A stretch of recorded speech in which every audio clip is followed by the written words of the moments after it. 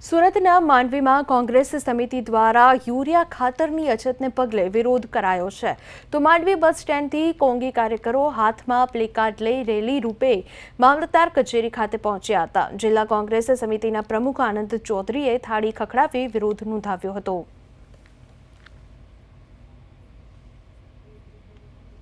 જ્યારથી કેન્દ્રમાં ભાજપની સરકાર આવી છે ત્યારથી ખેડૂતોને પોષણક્ષમ ભાવ નથી મળતા।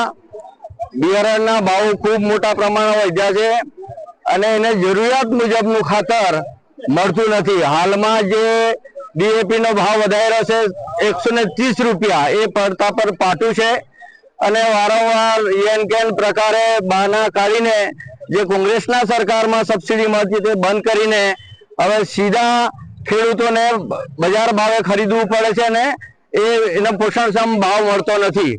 એટલે આ વારંવાર ખેડૂતોને પડતા પર પાટું મારે છે અને કાળાબજારી વધુમાં કરે છે।